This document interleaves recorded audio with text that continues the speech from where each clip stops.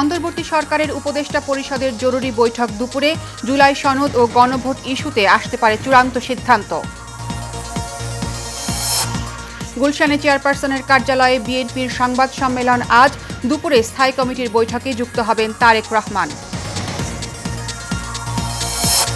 খুলনায় বিএনপির কার্যালয়ে দুর্বৃত্তের গুলি ও বোমা হামলায় শিক্ষক নিহত। মুন্সিগঞ্জে প্রতিপক্ষের গুলিতে প্রাণ গেল যুবকের। এবং রাজবাড়ীতে মুড়ি কাটা পেঁয়াজের আবাদে সার সংকটে কৃষকেরা। অতিরিক্ত দাম নেওয়ার অভিযোগ, চাষাবাদ নিয়ে শঙ্কা।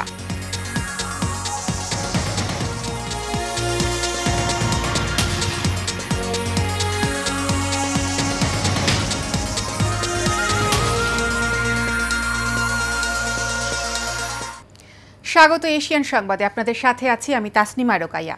এতক্ষণ শুনছিলেন বিআরবি কেবল ইন্ডাস্ট্রিজ লিমিটেড সংবাদ শিরোনাম। এবারে পুরো খবর। অন্তর্বর্তী সরকারের উপদেষ্টা পরিষদের জরুরি বৈঠক আজ। প্রধান উপদেষ্টার কার্যালয়ে দুপুরে বৈঠকটি অনুষ্ঠিত হবে। সভাপতিত্ব করবেন প্রধান উপদেষ্টা ডক্টর মোহাম্মদ ইউনূস। বৈঠক শেষে প্রধান উপদেষ্টার কার্যালয়ে করবি হলে অনুষ্ঠিত হবে সংবাদ সম্মেলন। তবে সংবাদ সম্মেলনে কে কথা বলবেন সে বিষয়ে তথ্য জানায়নি প্রধান উপদেষ্টার প্রেস উইং থেকে। ধারণা করা হচ্ছে জুলাই সনদ বাস্তবায়নের বিষয়ে চূড়ান্ত সিদ্ধান্ত নেওয়া হতে পারে উপদেষ্টা পরিষদের বৈঠক থেকে। জুলাই সনদ বাস্তবায়নে গণভোট কখন হবে তা নিয়ে সিদ্ধান্ত আসতে পারে এই বৈঠক থেকে।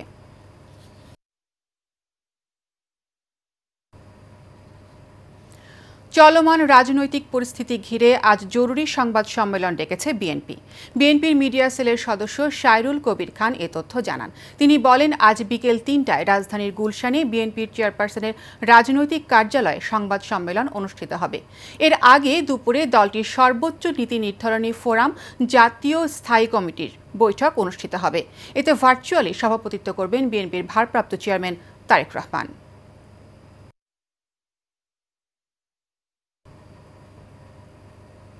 খুলনার আড়ংঘাটা থানাধীন বিএনপির স্থানীয় কার্যালয়ে দুর্বৃত্তরা গুলি ও বোমা হামলায় এমদাদুল হক নামের এক শিক্ষক নিহত হয়েছেন।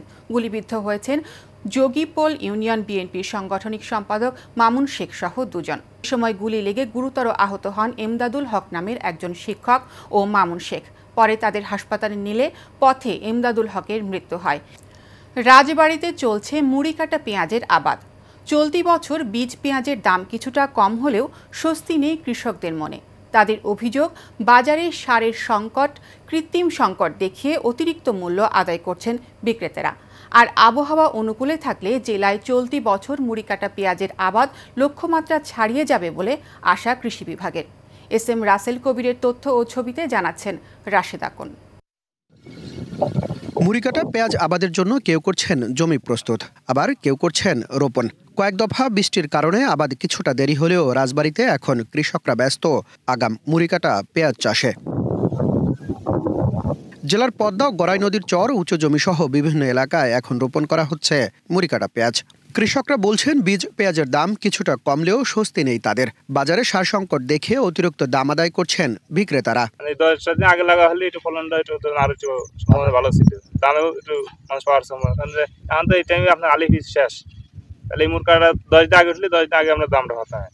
বেসন পেঁয়াজের দাম বেশি কম, তাই না? কম, এখন সারের দাম বেশি। এখন আমরা যে ক্ষেতটা করছি সেই ক্ষেত আমাদের পোষাবে নাকি এটা আমরা ভাবছি। 30-35 হাজার টাকা বিঘে প্রতি খরচ হইতেছে সার ওষুধ দিয়ে। কিন্তু যদি এইভাবে থাকে দাম, তাহলে পরে ধরেন আশা করা যায় যে খরচটা উঠবে। এই যে কিভাবে ফলন হবি আর কিভাবে হবি বাজার, এটা তো বলতে পারতেছি না। না গিয়ে তুই ভাগ্য যাওয়া হয়। এমন বাস্তবতায় কৃষকরা যেন চাহিদা অনুযায়ী সার পায় সেদিকে নজরদারি রাখছে স্থানীয় কৃষি বিভাগ। যে বছর কৃষক সফলতার সহিত মুড়িকাটা পেঁয়াজ চাষাবাদ করবে, আমরা কৃষকের পাশে আসি। পাশাপাশি সার সরবরাহের ব্যাপারেও আমরা সচেতন আছি। কোথাও কিছু দামের এদিক ওদিক হলেও আমরা কৃষকদেরকে বলছি না, সরকারি দরে সার নিতে হবে, এবং ডিলারদের কড়া নজরে রাখতেছি যাতে সঠিক মূল্যে সঠিকভাবে কৃষক সার এবং অন্যান্য উপকরণ পেয়ে মুড়িকাটা পেয়ে সফলভাবে করতে পারে। চলতি মৌসুমে রাজবাড়ীতে 5700 হেক্টর জমিতে মুড়িকাটা পেঁয়াজ আবাদের লক্ষ্যমাত্রা নির্ধারণ করা হয়েছে। Rashed Akon, Asian television. বরিশালের আগৈলঝাড়া উপজেলা গৈলা ইউনিয়ন বিএনপি ও অঙ্গ সহযোগী সংগঠনের উদ্যোগে সদস্য সংগ্রহের ফর্ম বিতরণ করা হয়েছে। আগৈলঝাড়া শ্রীমতী মাতৃমঙ্গল বালিকা প্রাথমিক বিদ্যালয় হলরুমে ফর্ম বিতরণের প্রধান অতিথি ছিলেন উপজেলা বিএনপির সদস্য সচিব মোল্লা বশির আহমেদ পান্না। সভাপতিত্ব করেন যুগ্ম আহ্বায়ক এনায়েত খান মনু। সঞ্চালনা করেন গৈলা ইউনিয়ন বিএনপির সদস্য সচিব বদিউজ্জামান সরল। উপস্থাপনা করেন সিন্টু মোল্লা। এ সময় উপস্থিত ছিলেন মহিলা দলের নেত্রী ফারহানা আক্তার, বিআরডিবির চেয়ারম্যান আখতার মোল্লা সহ অনেকে।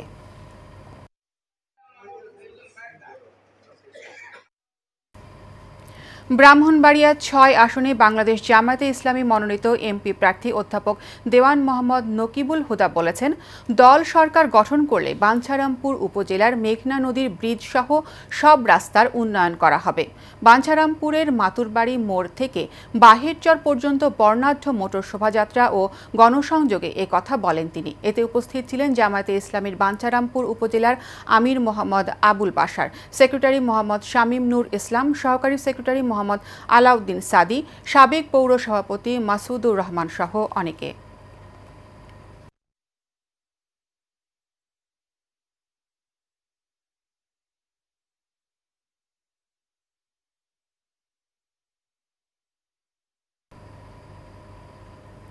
ময়মনসিংহের হালুয়াঘাটে স্থানীয়দের জন্য টিউবওয়েল স্থাপন করে দিলেন ময়মনসিংহ উত্তর জেলা বিএনপির সদস্য আলহাজ সালমান ওমর রুবেল। উপজেলার ধারা ইউনিয়নের করুয়াপাড়া চৌরাস্তা মোড় বাজারে নিজস্ব অর্থায়নে ও জনসাধারণের সহযোগিতায় টিউবওয়েলটি স্থাপন করা হয়। এছাড়া ধারা ও ধোরাইল ইউনিয়নের বিভিন্ন পাড়া মহল্লার বাজারে গণসংযোগ ও লিফলেট বিতরণ করেন তিনি।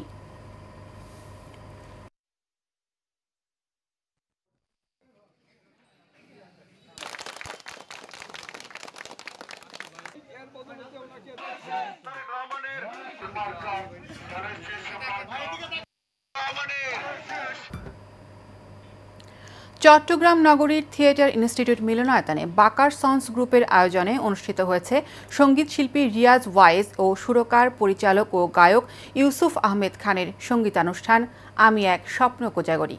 প্রায় ৫ শতাধিক দর্শক শ্রোতাদের উপস্থিতিতে কানায় কানায় পরিপূর্ণ হয়ে যায় থিয়েটার ইনস্টিটিউট মিলনায়তন।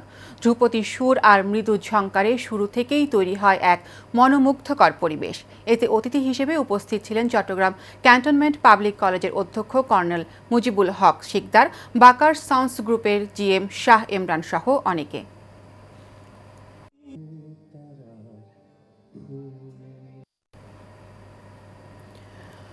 যুক্তরাষ্ট্র বিএনপির সাবেক উপদেষ্টা ও চট্টগ্রাম ৩ আসনের মনোনয়ন প্রত্যাশী শামসুদ্দিন সাহাবের সন্দ্বীপের বিভিন্ন এলাকায় গণসংযোগ করেছেন। মোটর বাইকের একটি বিশাল মিছিল নিয়ে শামসুদ্দিন সাহাব সন্দ্বীপের বিভিন্ন ইউনিয়নে গণসংযোগ করেন। এ সময় তিনি রাষ্ট্র কাঠামো পুনর্গঠনের ৩১ দফা বাস্তবায়নের লক্ষ্যে প্রচারণা চালান। গণসংযোগ কর্মসূচিতে বিএনপি ও অঙ্গ সংগঠনের শতাধিক নেতাকর্মী উপস্থিত ছিলেন।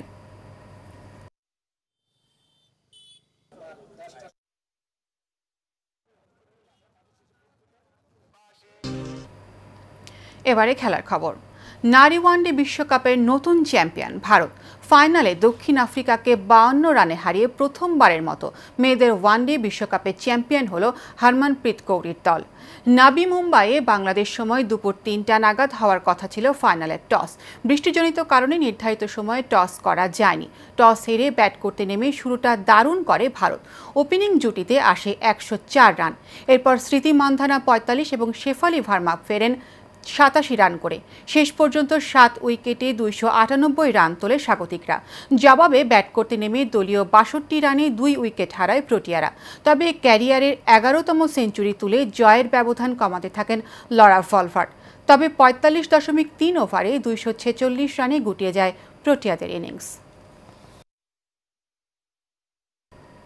শেষ করব এশিয়ান নিউজ। তার আগে বিআরবি কেবল ইন্ডাস্ট্রিজ লিমিটেড সংবাদ শিরোনামগুলো জানিয়ে দেব আরও একবার।